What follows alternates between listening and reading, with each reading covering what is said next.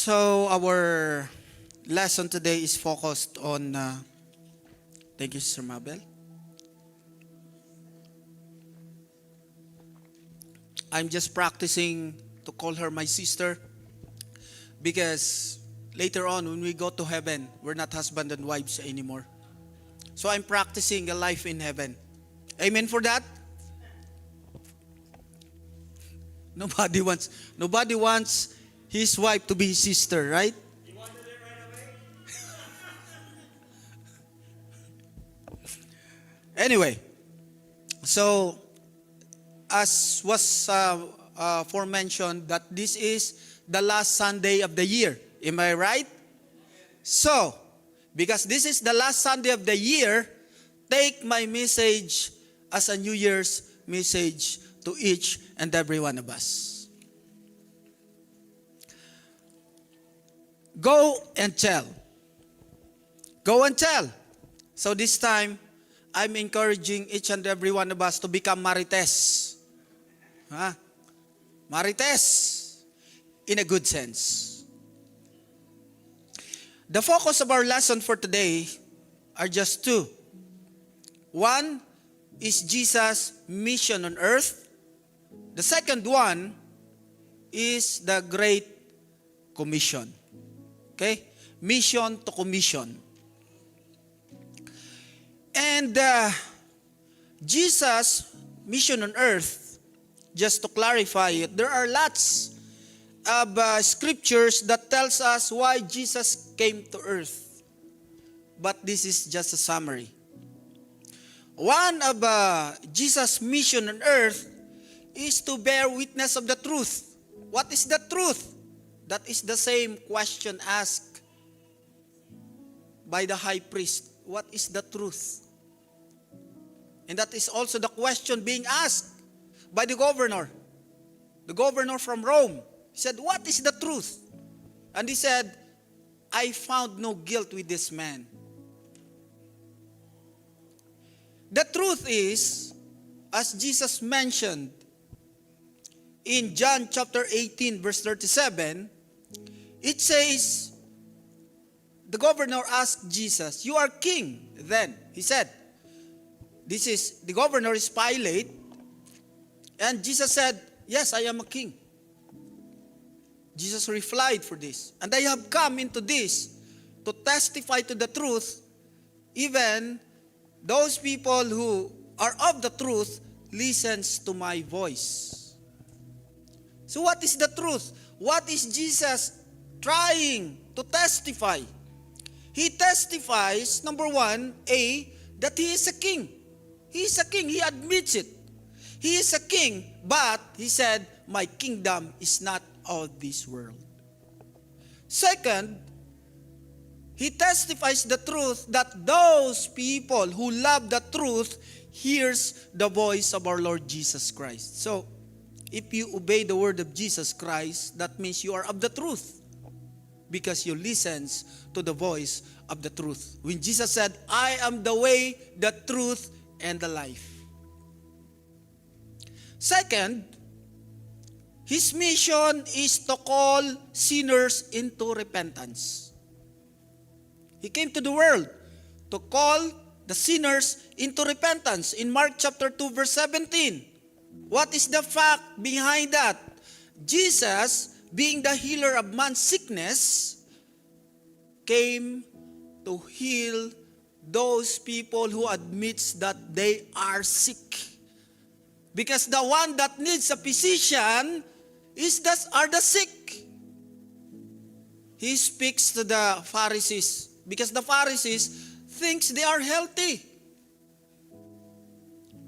So Jesus asking them, you don't need a healer because you consider yourself healthy. Then I am not your Lord. Because I am the Lord of those people who call themselves, who admits of their sin. Do we admit our sin? Is it hard to say sorry? If it is, you're just feeding your ego. Like the Pharisees. Second, or B, to call sinners into repentance, those people who needs the doctor needs the Lord. The healer did not come for those who consider themselves healthy. That's the fact. Jesus' mission on earth, number 3, is so that those who believe in the Son shall have eternal life and be raised on the last day. That is His mission. Those people who believed in the Son will have eternal life. Remember John 3:16? For God so loved the world that He gave His only Son, that those whosoever, the meaning of the word whosoever means that those people who have decided to believe in Jesus will have eternal life. Have we decided to believe in Jesus Christ? Or just somebody pushed us to do so? So those who believe will have eternal life. Number 2 or B, just in case, in the Lord's coming, the Lord's second coming, we will be found dead. Because that would be the situation. We will be dead by that time. Don't worry. The Lord will raise us from the dead. Wow. Imagine, you are non-existent.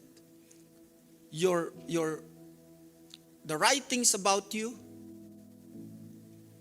were all gone because you're dead. But the Lord will raise you up again. Number 4, Jesus' mission on earth is to seek and save the lost. Remember, He is seeking, He saves the lost. The Great Commission, when we say commission, I know some of us knows the meaning of commission, but for the sake of, making it a little bit formal, I will give you the meaning of it. It is simply an instruction or command or a duty to a person or group of people. That's it, as simple as that. Commission, some of us are being commissioned, right?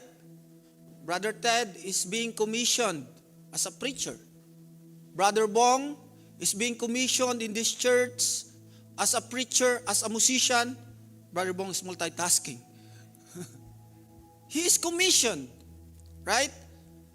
So, if we are going to talk about chapter 28, it tells us of there are 2 kinds of commissions, as I've shared with the group this morning.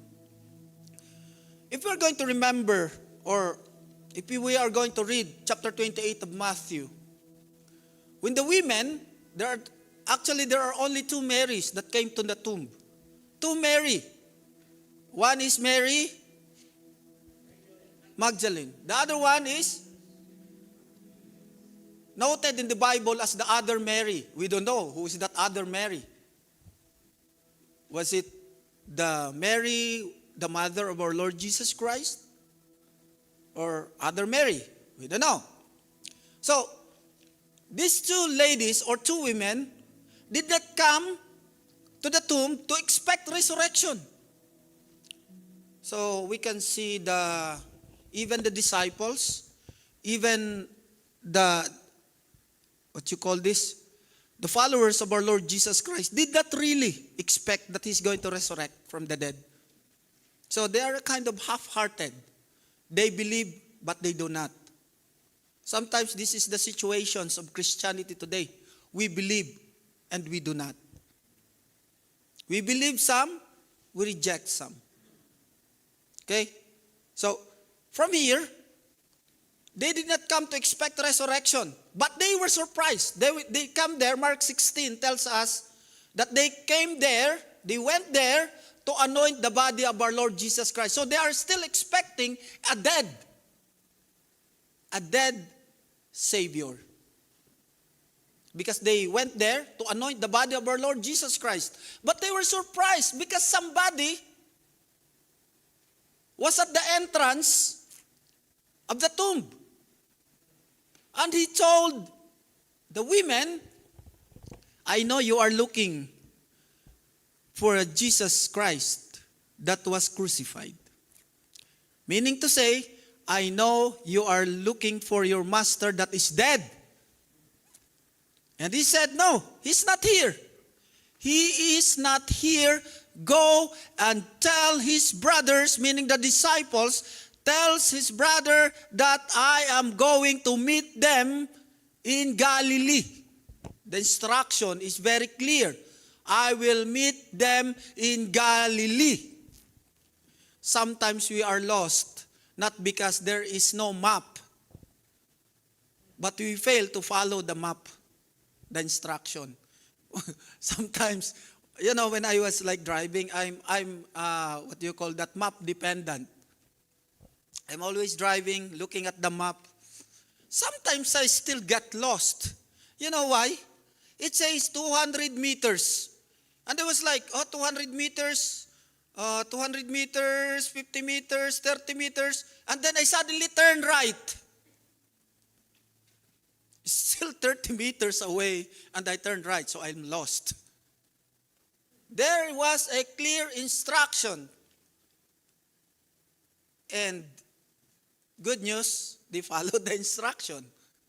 They followed the instruction. They meet him in Galilee. And the text in John, it says that some have doubted.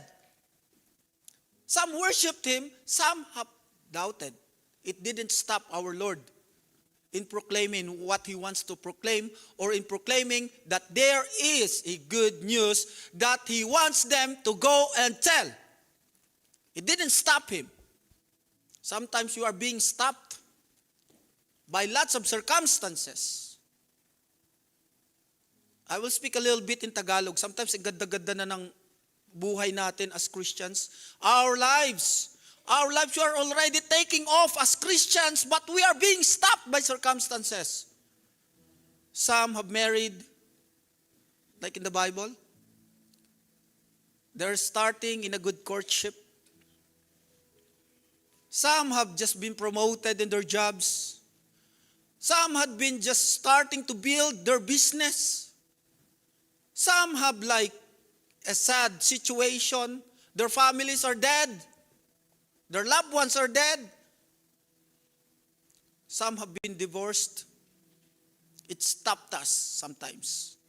But Jesus Christ, knowing that this is the most important part of his mission on earth, to seek and save the lost, it didn't stop. Circumstances didn't stop him, even in the face of the unbelief of his disciples. The first commission was the news of the angel. He said, okay, Jesus has resurrected from the dead, therefore, go and tell his brothers. Now here comes. Thereafter, even before the women had reached to the house of the disciples, there is a news, another commission. The guards, knowing what happened, they were there. They saw what happened. So they tell what happened to the chief priest and the elders. Now here comes the chief priest. He said, okay, this is big trouble. He did not expect, or he did not check the authenticity of the news.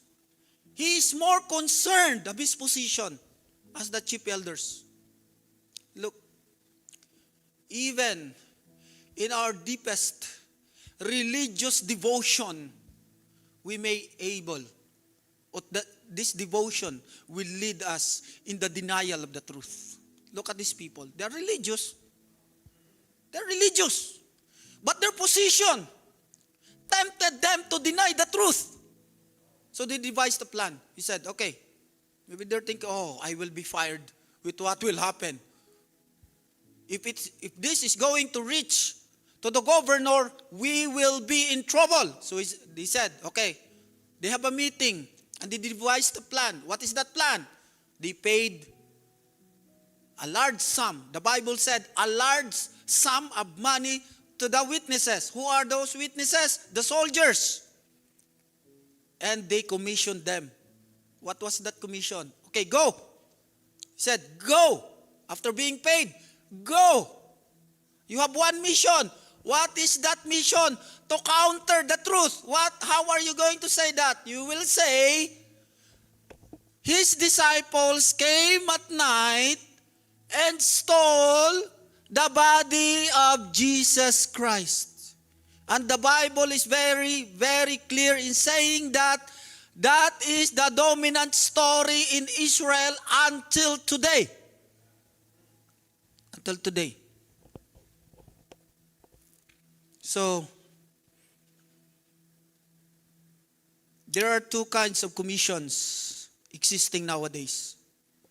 The one that testifies and authenticates that Jesus really had risen from the dead, and the other one that denies that Jesus really had resurrected from the dead. Take note, the other one is unpaid, the other one is paid. The other one is libre, the other one is binayaran. A large sum of money. Which Brother Teddy is telling us that those people who deny the truth are the wealthy ones. They are spending lots of money just to deny the truth. So which news, which commission do you believe? Which commission do you believe? I am going to tell you, straightforward, that it is impossible that the apostles are going to steal the body of the Lord Jesus Christ. Number one, they were so afraid. Even at the time of Jesus being caught or being arrested, nobody, no apostles was there. Except John, a little bit of Peter, but he denied the Lord, right? He denied that he was an apostle of our Lord Jesus Christ. They were so afraid, even at the time that the two Marys are going to tell his brothers or tell them that Jesus had resurrected from the dead. Their doors are so closed that they were so afraid. But it is God willing. Why? Because if these apostles had tried to go to the tomb, and the allegation was that they stole the body of the Lord Jesus Christ, these people, these wealthy ones who denied the resurrection of our Lord Jesus Christ, would have a concrete test, a concrete evidence. When they caught one, even one of the disciples, they can present that to the public and said, they stole the body of the Lord Jesus Christ. But praise be to God, He did not allow. He allowed the fear of His disciples not to go there, because knowing that this would be the allegation. This would be the allegation.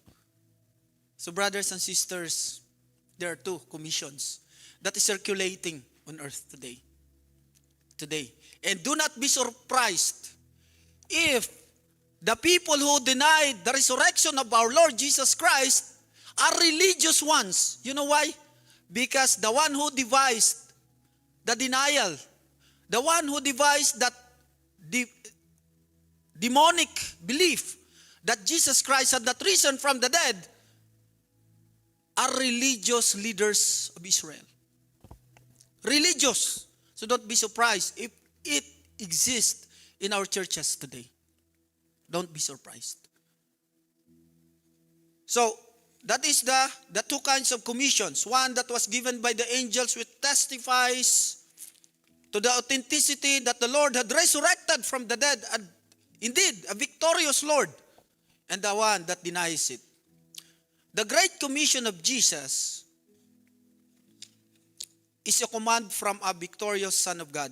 Therefore, it is a command which is a hallmark of victory. So the Great Commission, what is the Great Commission? Go! It is a hallmark of victory. It is not a commission. It is not a gospel of a defeated Lord. It is a gospel of a victorious Lord. Remember the feeling of being an American after the World War II. What's the feeling? being an American after World War II, or Canadian after World War II. Wherever you go, Canadians, wherever the Americans go, they are almost like being worshipped by people. They have lots of privileges. No nation can arrest an American citizen.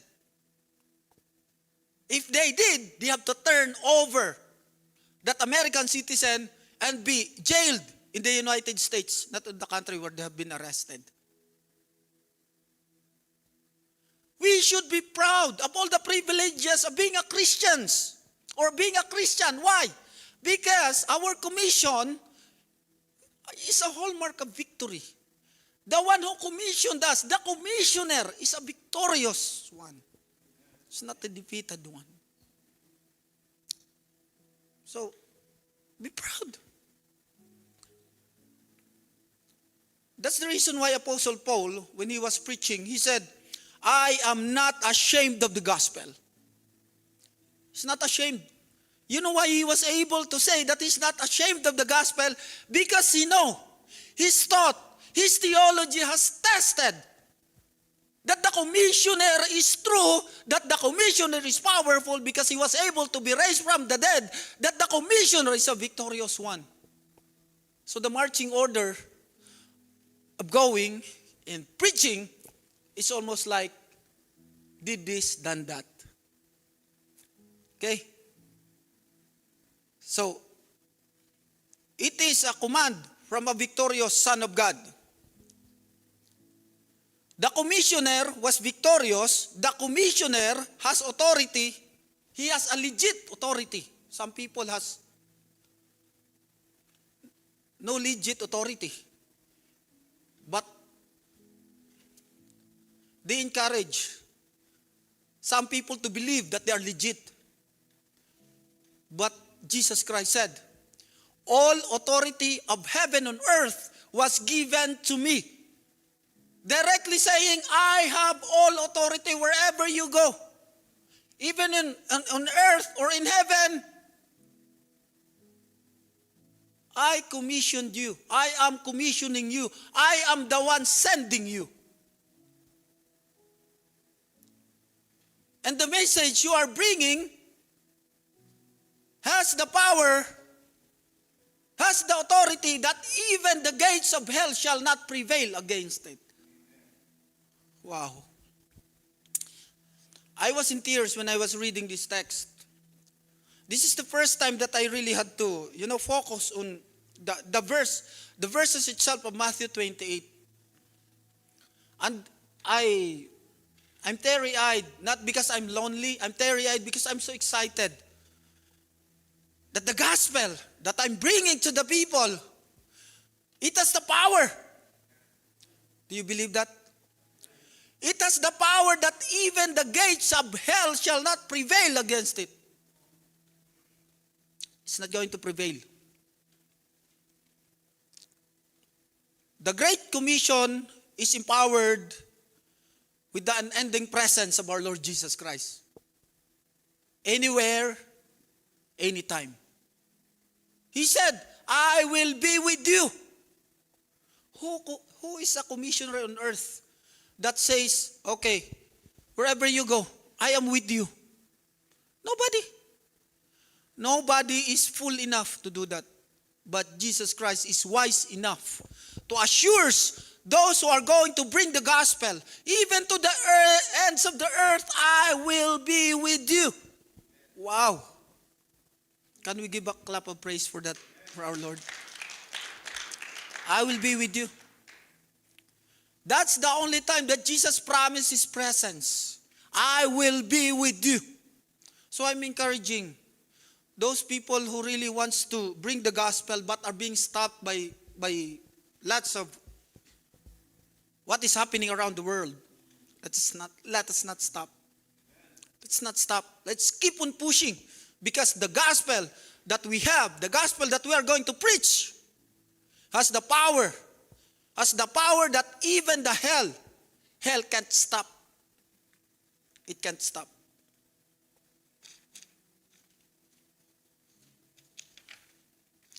The Great Commission tells us, number one, to go. That's the Great Commission. It says, go.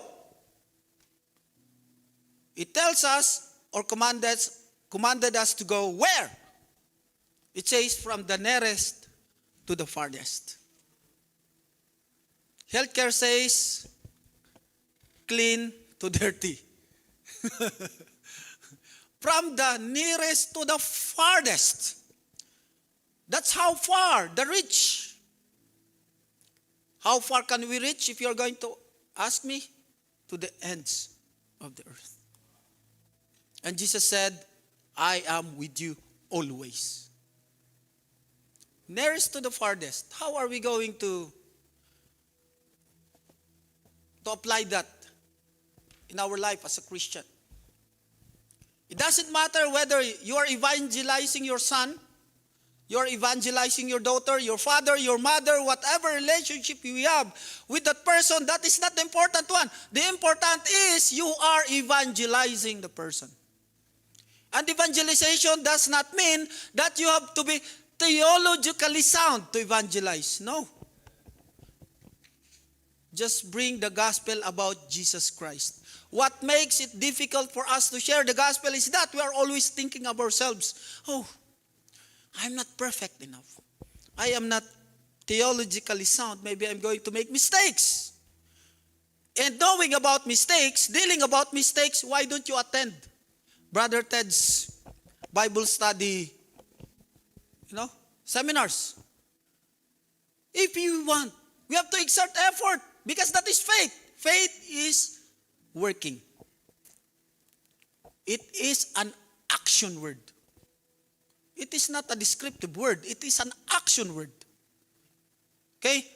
So it tells us to go, nearest to farthest, without delay, without excuses, without complaint, but obedience. No complaint, no delay. When he says go, we go.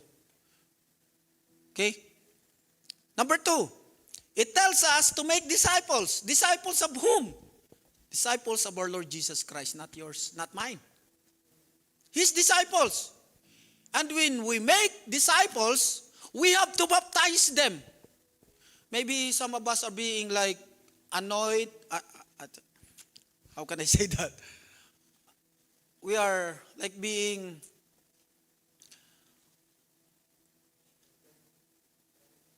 it makes us angry or makes us a little bit indifferent sometimes. A feeling of indifference when Brother Ted just keeps on inviting everyone who wants to be baptized to be baptized.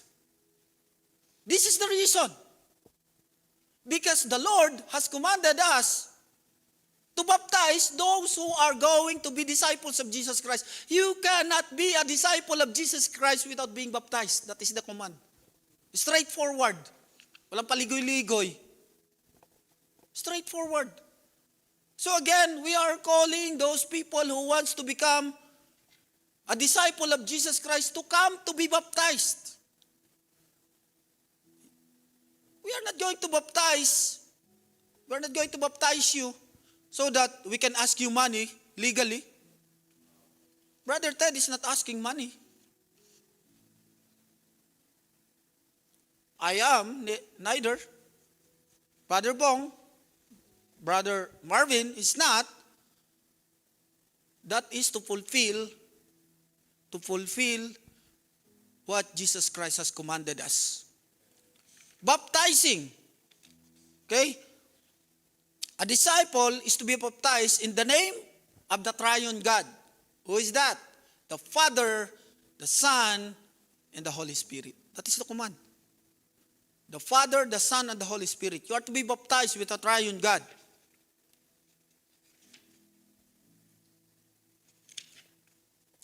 The Great Commission tells us to teach disciples to obey or observe everything that has been commanded to the apostles. That means to the apostolic teaching.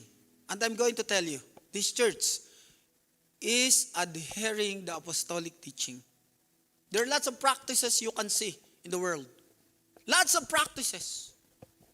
But the question is, was that commanded to be taught and be obeyed by the Christians? If not, then we can say that is a part of what Brother Juntan is telling us, a part of our opinion. We can agree to disagree because that is opinion, on the category of opinion. So the task of a Christian is to know whether the teaching that exists in our churches today is apostolic or a part of opinion.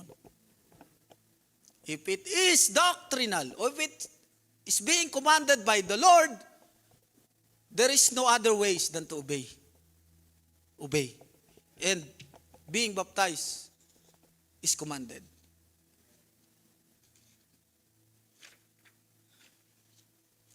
The Great Commission tells us, as I've said, to do everything that has been commanded by the Lord.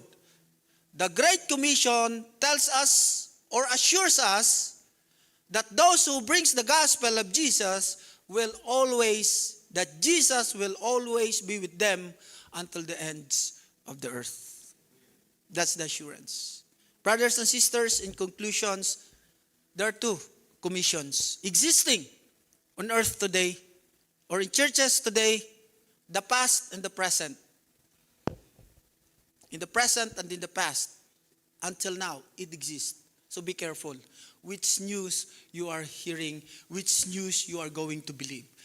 Do you believe that Jesus Christ really had resurrected from the dead? Amen. And then, if we believe that Jesus Christ had resurrected from the dead, what stops us from going? What stops us from going? If Jesus Christ, if we really believe that Jesus Christ has resurrected from the dead, then what stops us from preaching the gospel? The gospel, from telling the people that Jesus Christ is true and legit. Number three, if we really believe that Jesus Christ had resurrected from the dead, what stops us from being baptized? What stops you from being baptized? Fourth, if we really believe that Jesus Christ has resurrected from the dead, and then, why are we so slow in teaching the people all the things that has been commanded by the Lord Jesus Christ? Brothers and sisters, the choice is yours. The choice is mine.